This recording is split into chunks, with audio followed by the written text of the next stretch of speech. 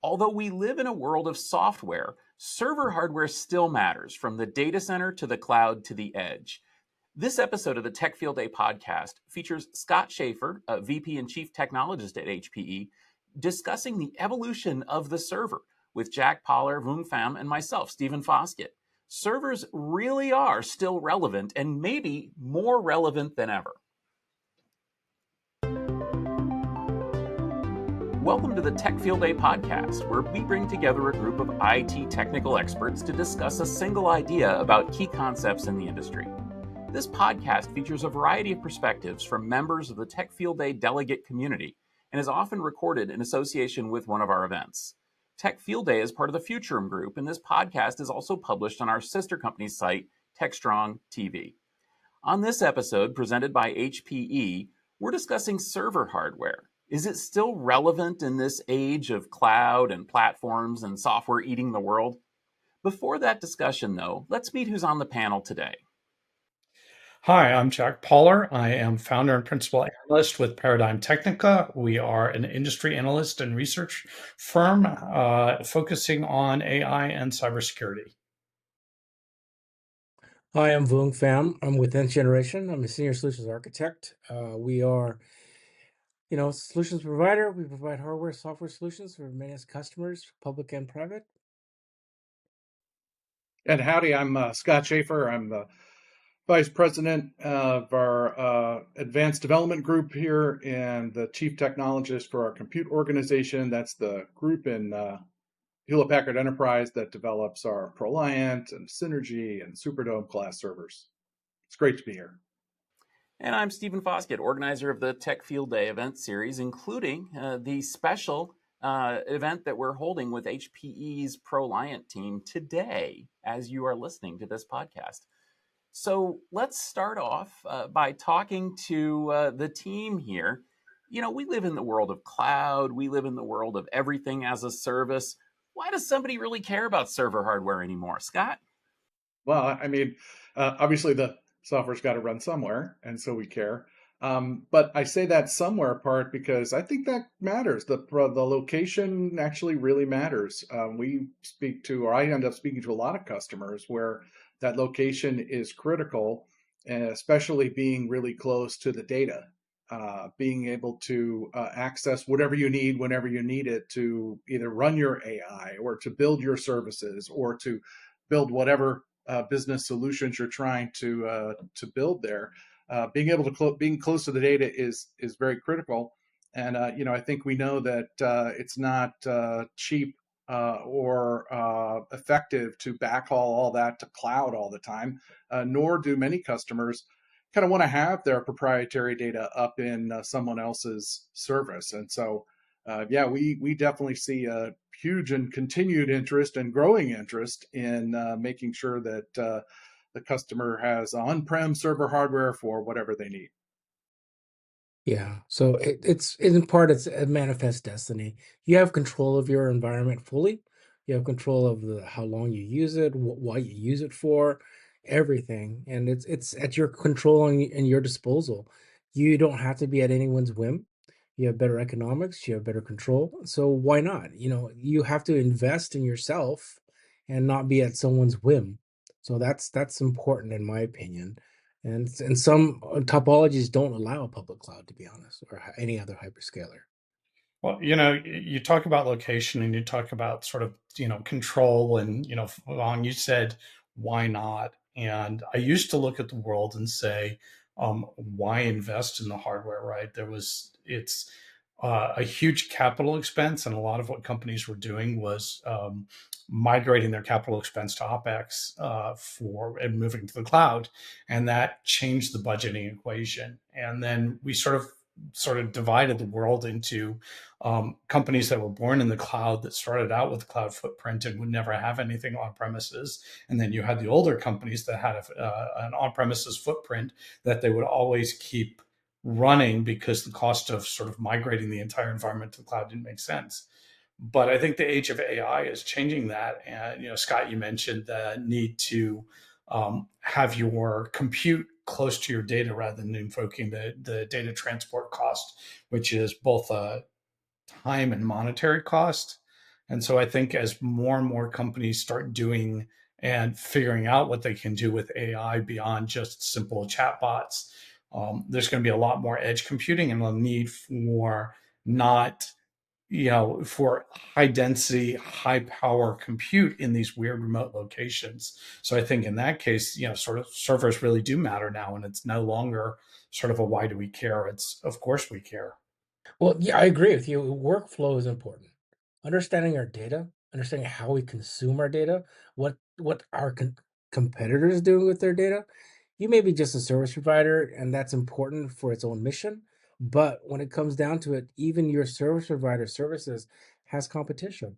And if other people, privacy issues, there's all those reasons are reasons to keep hardware relevant in your space, whether it be your own data center, control that at a co-location, but it's still yours. And you have, again, I'll re-echo the fact that it's you have control. And that's, it may sound crazy, but it's not. It's just something you have to be cognizant of it, and controlling cost, controlling access, etc. Well, and we see plenty of systems now. It's funny you mentioned the edge, right? Because I mean, I say funny because everybody defines edge slightly differently. I talk to some cloud providers, and the edge is a colo in your city. Okay, that's not what I mean.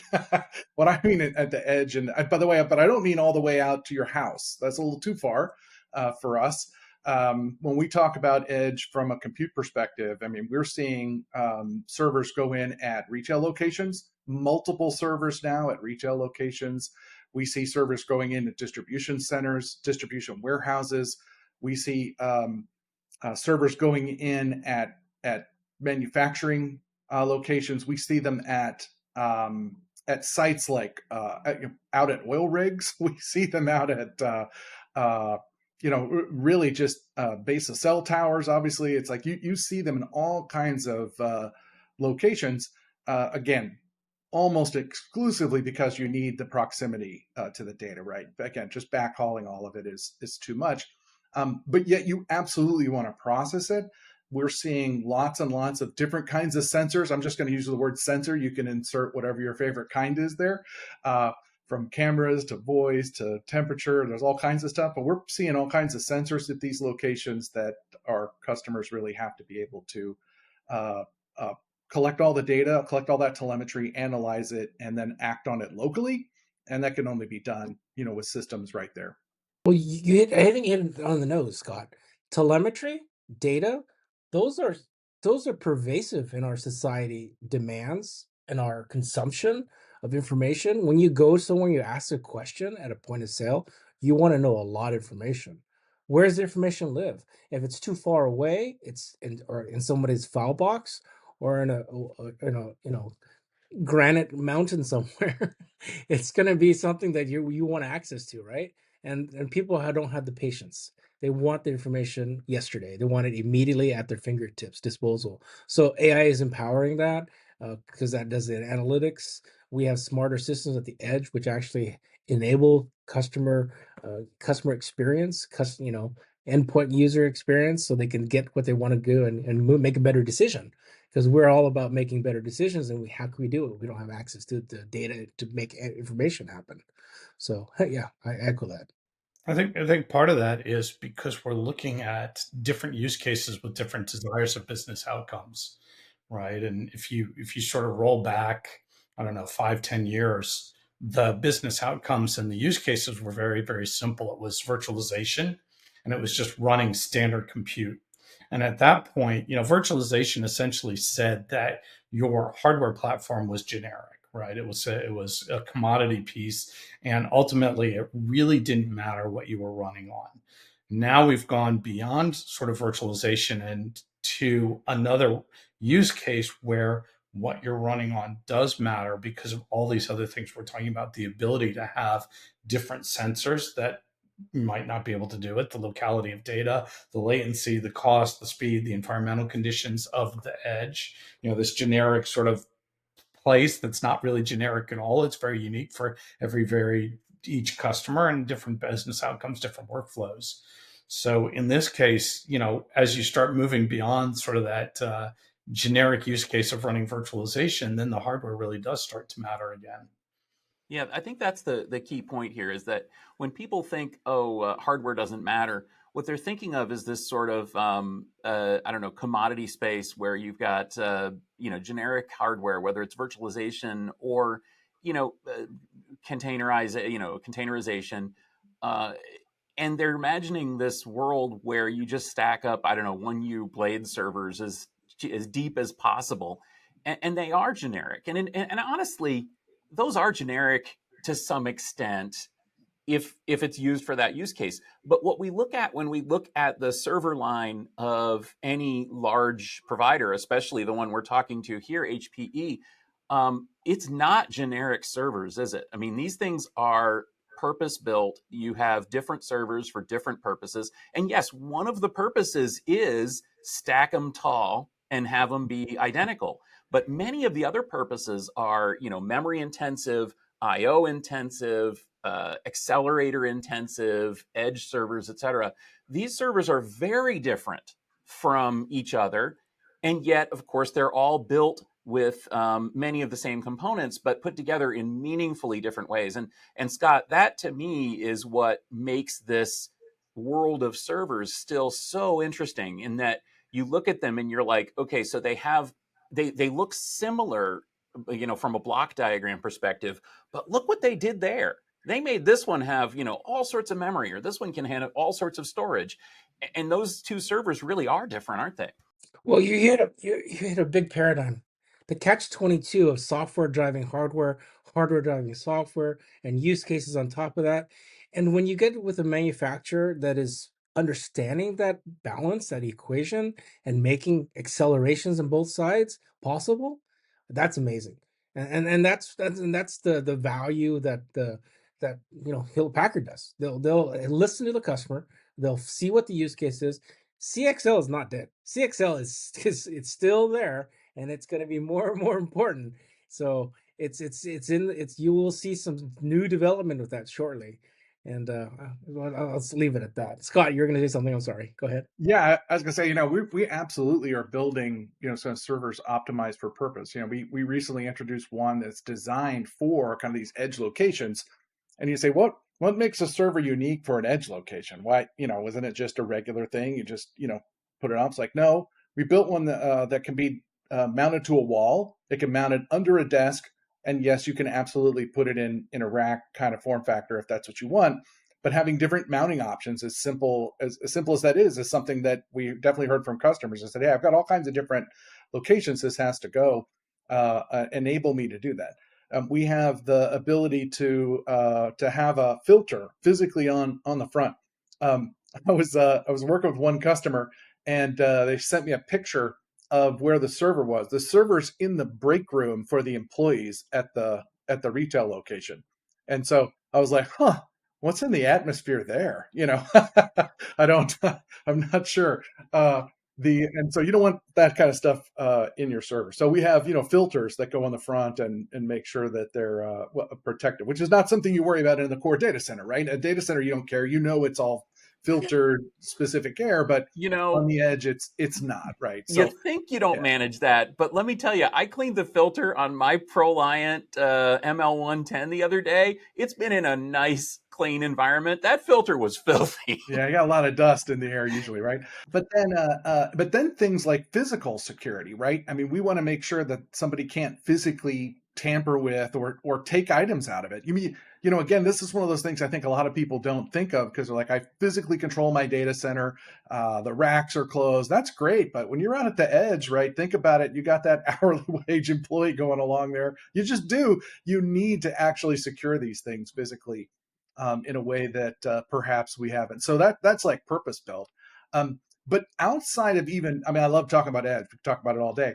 But outside of that, even in the core data center, and we're doing things to optimize, especially around efficiency. If I had the buzzword for what I think we're doing now and in the future, it's going to be about driving efficiency. In the past, we've had other kind of things that we optimize for, like density.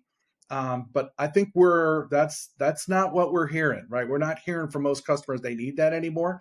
What they want is much more efficiency, especially from an energy usage perspective. And so we've been doing a lot to ensure that You can pick good, efficient options. If you need the absolute highest performance possible, I can give you that.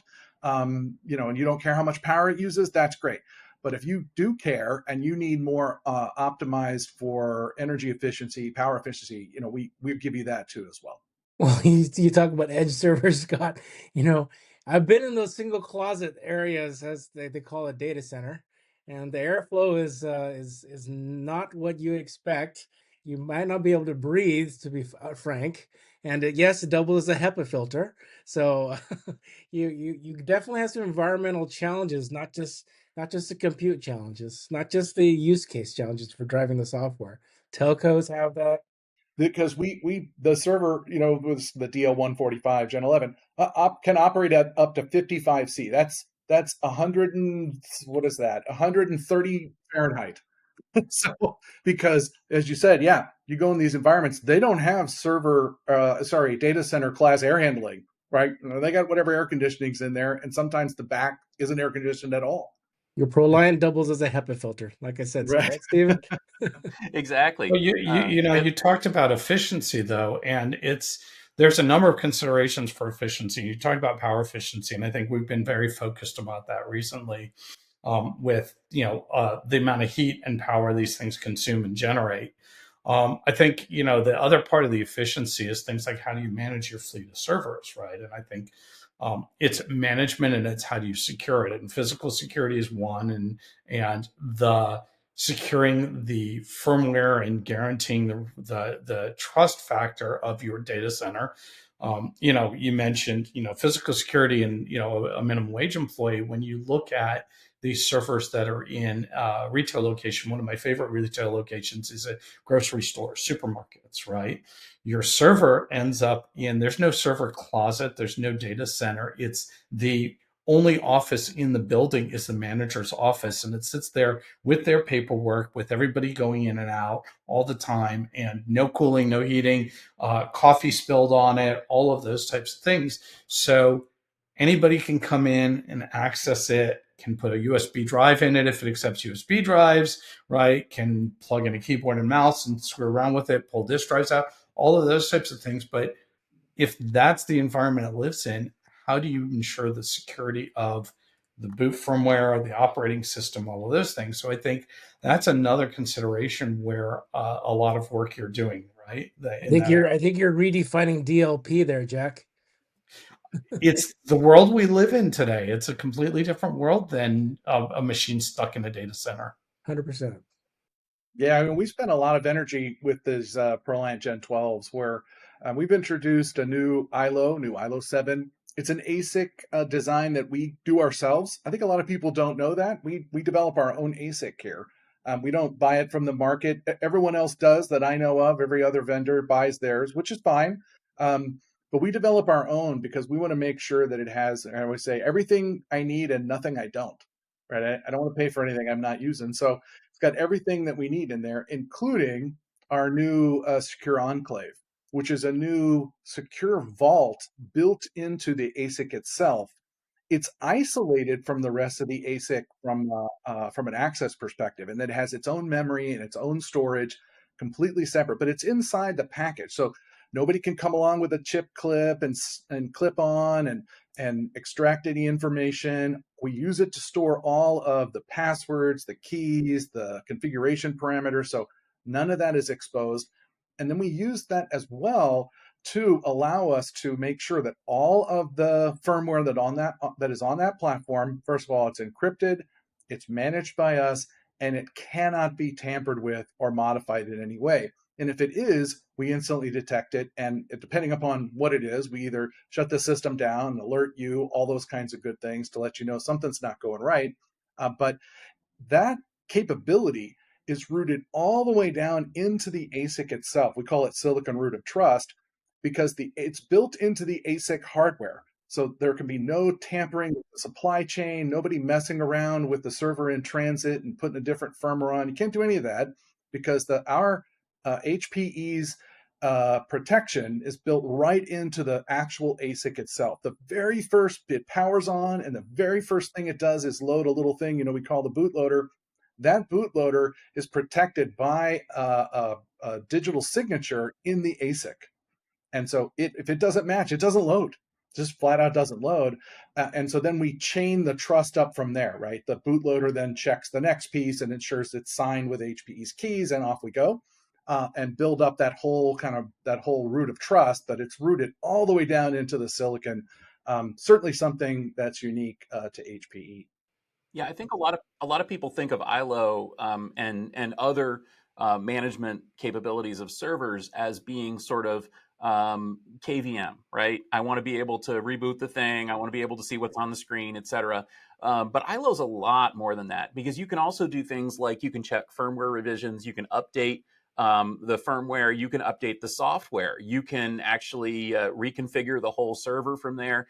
It's really hands-off management. And again, I have a ProLiant. I'm still only at ILO 5, but even with that old thing, right, I can do a lot without having to have hands-on on that server. In fact, I don't see a need to have a monitor on the thing, because you can do so much right there in ILO. But also, to that point, adding to that conversation, the calm management that HP provides is something that's no one really talks about a lot in the field. It's new, relatively new, but it allows you to do upgrade lifecycle management for non-data center, for a disorganized, traditionally topology. And you have the ability for air gap, you have the ability for remote sites, all from one centralized location. And that gives you the ability to be agile and flexible to the changing business landscape and how people consume compute. Like you mentioned, Jack, you need power at the edge. Scott mentioned that as well. And then there's AI use case, POS systems. And I think that shows the evolution of computing, that, hello, this is Gen 12. They've been at it for a while, right? So hopefully some lessons have been learned and applied, and there's a good strategic direction. And I see some of that.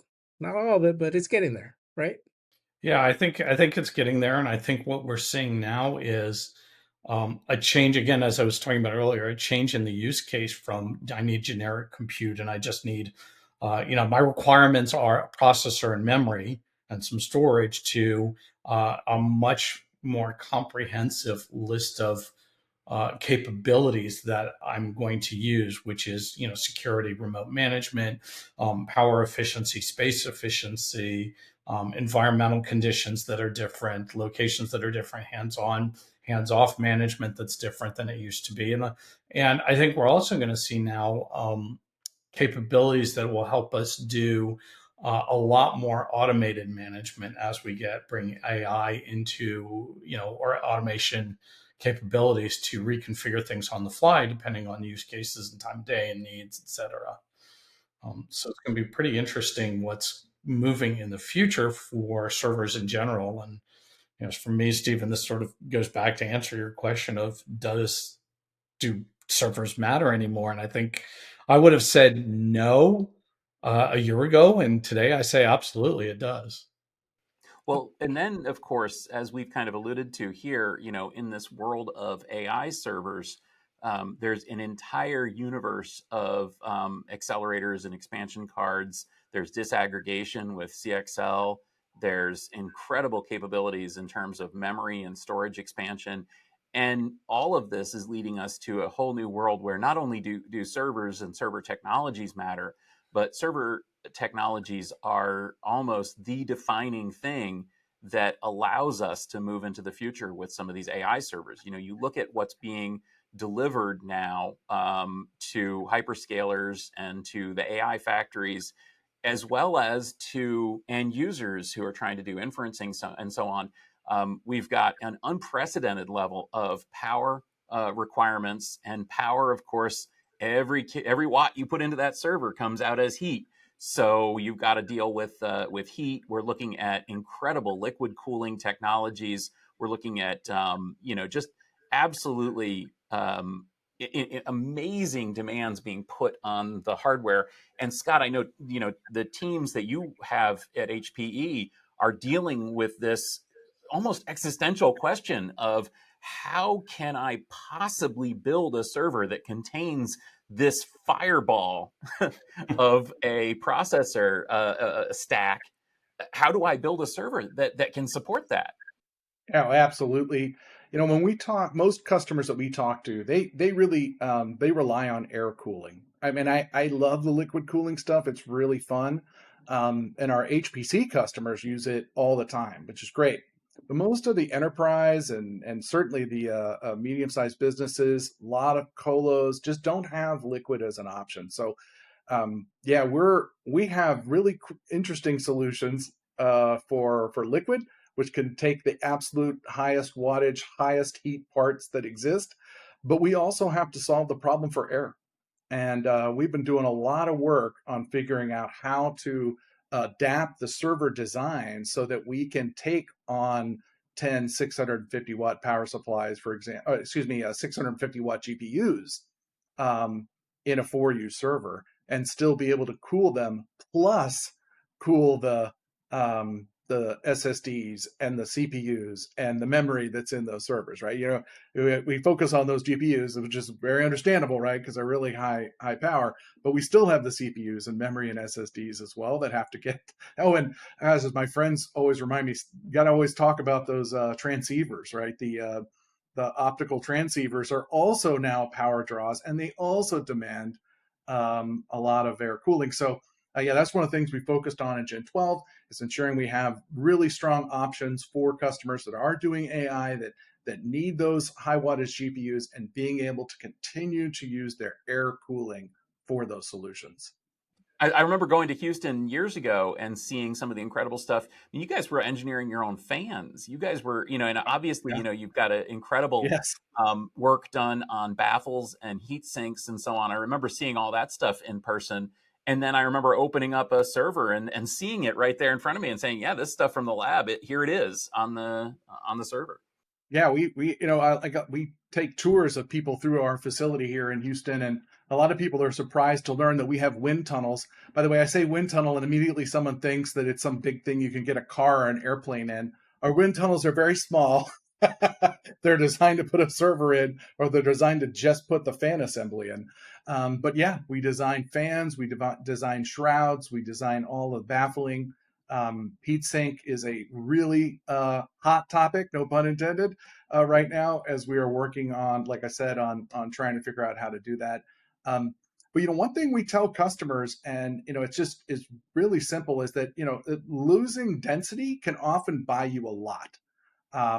If you think of the exact same server load, say an 850-watt load, just add it up, all the components in a 1U server versus a 2U, the 1U will consume an extra 100 watts for its fans alone to cool that 850-watt load. If you put it into a 2U server, it only takes 17 watts of fan power. And then when you sit that on underneath the desk in somebody's little manager's office, right? It changes it so it doesn't seem like you have a jet engine running under your desk. My alpha server under my desk was just fine. Thank you very much. No, the acoustics are important. Yeah, we actually do care about that as well for those servers that are clearly designed for our edge locations. Yeah, because you don't know where they're going to end up, right? And you can't have it next to someone's head running like that. But no, we're trying to help customers understand that if they don't need density, don't pay for it. And what I mean is not paying me, paying the power budget. So you go lose density. It's a good thing. It'll really benefit you. But I think he's hit something very important there, Scott.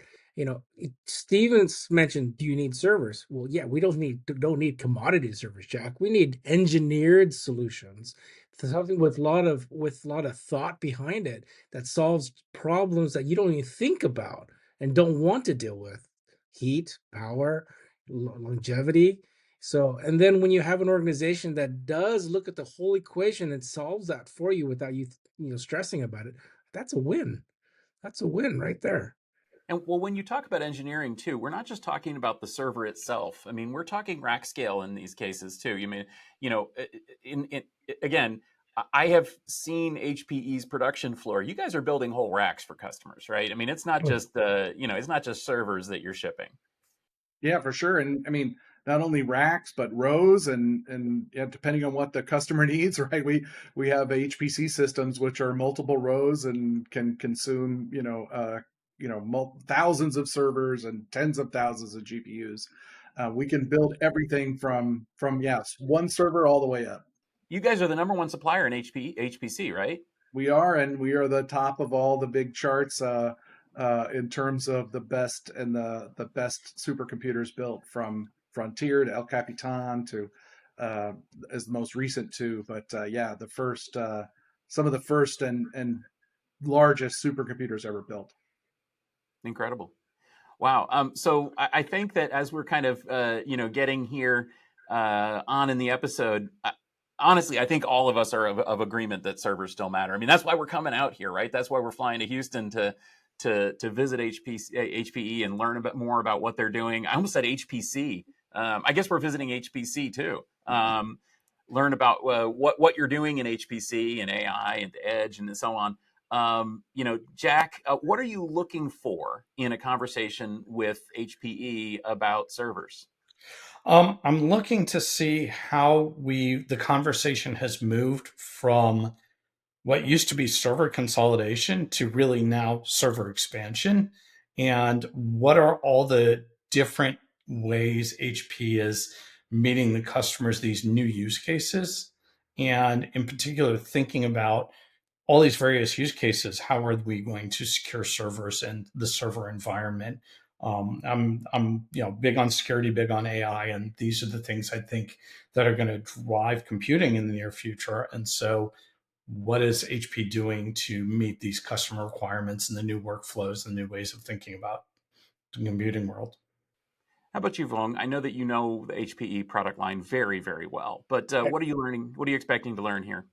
I want to see some of the people behind the scenes. I want to see their thought process, what drives them, what motivates them, and how they bring that to the HP product line, because that ethos is so important, and that's part of that culture of HPE. It's always been engineering, and people don't get it, and I think they need to really leverage that to help people understand that HP does care about your compute requirements, care about your mission, your outcome, and this is why. It's just that's not a me to copy this, copy that, and we'll just tear apart. And it's more than agnostic. It's purpose built. So we need to help them understand it's purpose built, so we can derive the outcomes that are expected and exceed their expectations in most cases. Because how old is your little ProLiant, Steve? It's probably like and it's still chugging along, right? Oh, come on. It's a Gen 10, man. It's not that All right, old. right. I've And seen uptimes, amazing uptimes with HPE servers, and it's like, again, it's the balance between software and hardware and how they're really engineered well. So kudos. Scott, I guess what's your message? So when this episode airs, it will be the day of the event. We will be coming live on LinkedIn, on TechStrong TV, and so on. We're going to be posting these videos on YouTube. What do you want the audience to learn about what HPE is doing in the server market? Well, yeah. What I'm hoping is that they get a sense of that. We really do care about building the best server system possible. That we work hard to engineer it. It is by design to be secured. It's by design to be optimized. It's by design to be automated, so that it can fit in. All the servers we build can fit all kinds of different locations, as well as, of course, core data centers, and be the best solution we can build. I mean, our whole goal, we really do believe that we build the best servers in the world, and I hope that comes across. Excellent. I mean, I think it's well, I've had very good experiences with HPE ProLiant. Let me just say that. Thank you very much for showing this, and I'm very glad that we are able to kind of give people a look inside, like Vuong was saying, inside the factory, inside the server factory. Talk to the people, learn from the people who are doing the work, who are engineering these next generation servers. I know we're on Gen 12 now. Is it here, Scott? Can I put you on the spot? Is it going to be a Gen 13, or are you going to skip 13 like a hotel elevator? People bring that up all the time. We absolutely are working on a next generation. What it gets named is kind of not up to me in engineering, but we'll see what the marketing team comes up with.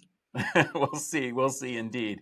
Well, thank you very much for this. And those of you listening, please do check out the Tech Field Day website. You can see a lot more detail about these servers, basically all of the things that we've been talking about here today, including a very, very sweet little edge server, the DL145 that was recently released.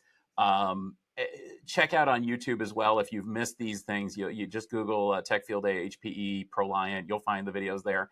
And I think you're going to learn something. Even Vuong, who knows more about this than me, is for sure is going to learn something. I guarantee it. So thank you for listening to this episode of the Tech Field Day podcast. If you enjoyed the discussion, please do subscribe. You can find us on YouTube. You can find us in your favorite podcast application. Please also give us a rating or review. We'd love to hear from you. This podcast is brought to you by Tech Field Day, home from IT experts from across the enterprise, which is part of the Futurum Group, and was recorded in association with our special Tech Field Day exclusive event that we're doing, which was sponsored by HPE. For upcoming episodes and more, please head over to techfieldday.com/podcast or find us on TechStrong TV or, as I said, in your favorite podcast application. We'd also have accounts on X, Twitter, Blue Sky, and Mastodon, so we'd love to hear from you from there. Thanks for listening, and we will see you next week on the Tech Field Day podcast.